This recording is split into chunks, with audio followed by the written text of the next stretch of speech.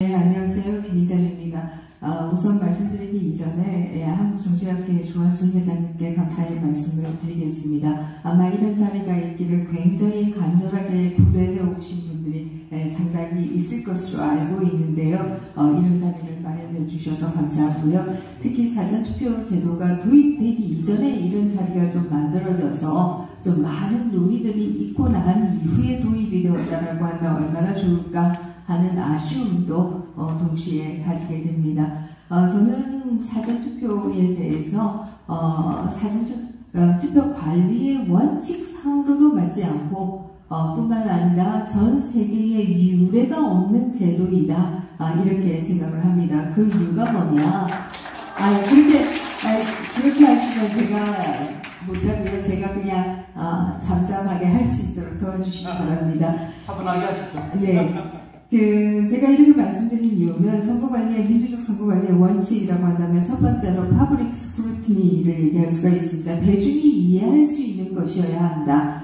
이게 2009년에 독일 헌법재판소에서 가지고 나온 원칙이 바로 이 대중의 감시가 가능해야 된다. 대중이 누구나 특별한 지식이 없어도 이해 가능해야 한다. 라고 하는 원칙이었고요. 이런 차원에서 지금 현재 우리 사전투표는 상당히 문제가 있다, 이런 얘기를 드릴 수가 있습니다.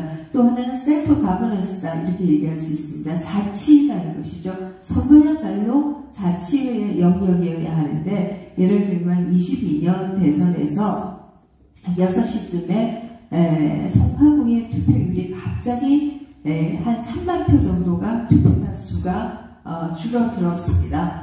그런데 저도 이제 계속 개표를 보다가 갑자기 왜 3만 표가 줄어드는 거야? 매체가 그것을 같이 받고 그것을 보도한 것을 봤어요. 그 인터넷 매체는 왜 3만 표가 갑자기 6시쯤 줄어들었는가? 이 원인을 알기 위해서, 물론 이건 누군가가 타이핑하다가 실수도 있고, 제가 이거 자체가 부정이다, 이런 얘기 드리는 건 절대 아닙니다. 다만 뭔가 문제가 있으면 이게 왜 그런지 우리가 알아야 한다는 것이죠. 그러나 그 당시에 언론이 인터뷰를 송파구에도 하고 다 해보니까 다들 각자 자기 일을 열심히 했을 따름이지 모른다라고 하는 게 답이었다. 이렇다라고 하면 이게 과연 올바른 선거 관리이겠는가? 라는 얘기를 드릴 수가 있고요. 세 번째는 투명성과 검증 가능성이다, 이렇게 얘기 드릴 수가 있는데요. 대표적으로 핀란드 같은 경우에는 선거가 끝나면 2번 개표하고 난 이후에 그 결과를 발표합니다. 그만큼 선거 결과의 엄정성 때문에 2번을 개표하고 나서, 비록 발표가 늦어진다 하더라도 2번 개표하고 나서 발표하도록 하고 있고요. 미국 같으면 포스트 오딧 제도, 또 오토매틱 리카운트 제도, 이런 걸 통해서 선거 결과 개표의 엄정성을 높이기 위해서 노력하고 있다, 이렇게 얘기할 수 있는데요. 우리는 그냥 선거만 끝나고 나면 이게 정말 맞는 숫자 맞아? 라고 하는 의혹들이 제기되어도 그것이 제대로 검증되지 않는다, 이런 문제가 존재한다, 이런 얘기를 드리겠고요. 제가 전 세계에 유례가 없다라는 얘기를 드린 이유는 사실 사전투표를 하는 나라들이 있습니다. 대표적으로 얘기하면요, 영국, 독일, 그리고 스위스가 대표적으로 미국이죠. 사전투표를 하는데, 이 사전투표를 하는 나라들도 다음 투표자가 제가 사전투표하겠습니다라는 신고를 해요. 그리고 그 사전투표 명부가 있습니다. 그리고 투표 용지를 받아서 우편으로 투표를 해서 보내면 그 개표를 할 때에도 원래 신청한 사람이 맞는지 아닌지를 확인하는 과정이 있습니다. 제가 사전투표하겠습니다라고 해서 신청을 할 때 했던 사인과 이 투표를 붙일 때 사인이 똑같은지 아닌지, 이런 것도 다 확인하고 개표를 합니다. 그런 것에 관해서 우리 사전투표의 경우에는 그냥 봉투도 없는 맨 몸뚱이에 투표용지를 3, 4일 동안 발효, 숙성시키고 나서 개표를 하는 것이고요. 그리고 우리의 관외 사전투표의 경우에도 이것을 원래 관외 투표한 사람의 명부가 있고 그 명부를 통해서 확인하는 작업 없이 그냥 개표를 한다. 이 때문에 계속해서 투표가 가야 안 되는 곳이 아닌 것을 통해서 갔다 등등등 등등 각종 의혹이 제기되는 것이다. 이렇게 얘기 드릴 수가 있습니다. 저는 그래서 제도 자체의 설계가 너무나 부실하게 이루어졌다. 이런 말씀을 좀 드리겠는데요. 이것이 총론적인 것이고요. 조금 더 자세히 말씀을 드리겠습니다. 첫 번째는 통합선거인 명부의 문제점 말씀을 좀 드리겠습니다.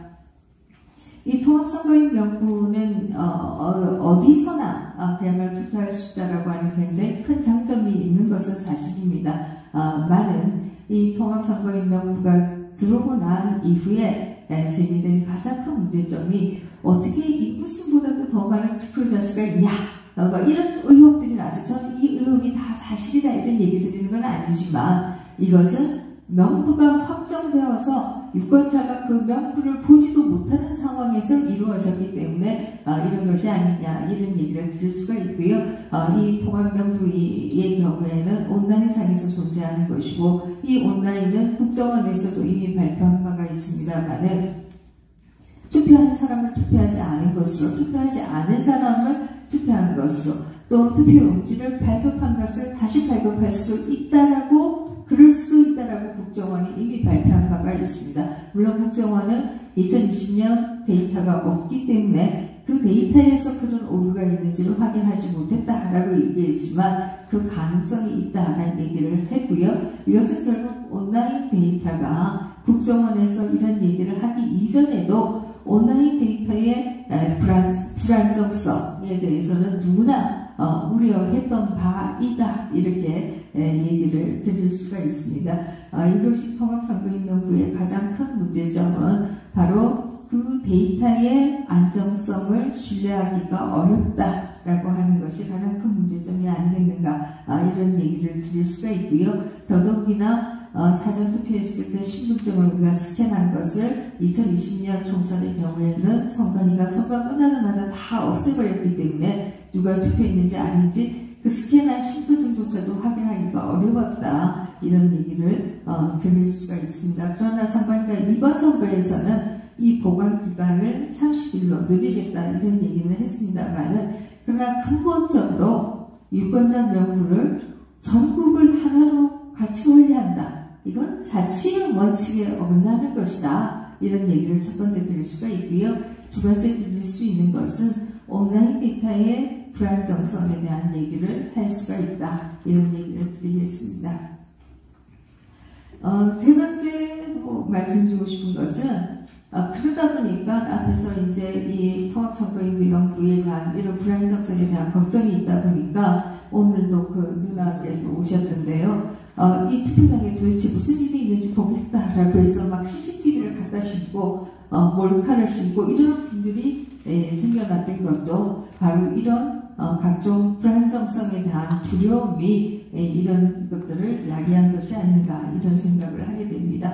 사전투표 용지와 보관의 문제점에 대해서 좀 말씀드리면요. 앞에서 말씀드린 것처럼 관내 사전투표의 경우에는 그야말로 누가 투표한지 알 수 없죠. 그냥 투표 용지이기 때문에 그 용지를 투표함에 넣어서 이것을 며칠간 보관한다 라고 하는 게 가장 큰 불신의 원인이고 전 세계 어느 나라도 제가 독재 국가들을 다 찾아보지는 않았기 때문에 모르겠습니다만은 민주주의 국가에서 봉투도 없는 맨 투표지를 이렇게 보관하는 나라는 없다. 이것은 제가 자신있게 말씀드릴 수가 있습니다. 관내 사전 투표의 경우에는 우리가 투표를 해서 봉투에 넣습니다만은 한국의 관내 사전 투표는 독일이나 영국이나 미국과 같이 미국과 다른 점이라고 한다면 투표할 때 신분을 한번 확인하고 나면 그 이후에 봉투에는 어떤 유권자를 확인할 수 있는 것이 없어요. 이 때문에 개표할 때도 이게 정말 이 지역의 유권자가 투표한 것이 맞는가 이걸 다시 확인할 수 있는 방법이 없다. 이게 가장 큰 문제점이 아니냐 이런 얘기를 드릴 수가 있습니다. 앞에서도 말씀드렸습니다만은 미국은 사전투표라고 부르지 않고 우편투표라고 부릅니다. 이 우편투표를 개표할 때는 신청할 때의 사인과 그리고 투표 용지에 있는 사인이 같은가를 확인하고 난 이후에 개표를 하기 때문에 그래도 적어도 명부에 있는 사람이 맞다라고 하는 확인 장치가 있는 것이다. 이런 얘기를 드리겠습니다. 세 번째로 말씀드리고 싶은 것은 이 개표와 관련된 것인데요. 사실 최근에 있었던 사건 중에 하나는 파주을 금촌 이동 제2투표소에서 어떤 일이 있었느냐. 2020년 투표 총선에서 그 당시의 투표록이 선거관리인의 도장이 없는 투표용지가 약 20장, 그리고 일렬 번호가 찍히지 않은 투표용지가 한 장이 있다라고 하는 게 투표록에 적혀 있었습니다. 근데 파주를 재검표를 했어요. 근데 이것이 안 나왔어요. 저는 안 나온 것은 몇 가지 가설이 가능하다고 생각합니다. 첫 번째는 일부의 분들이 생각하듯이 이 투표용지가 박스대기로 다 바뀐 게 아니야? 이런 가설도 세울 수 있고요. 두 번째 가설은 개표를 다 몰아가지고 한 군데서 하기 때문에 그런 것들도 나왔던 것이 사실입니다. 그러나 어쨌든 적어도 뒤에 가서 개표장에 가서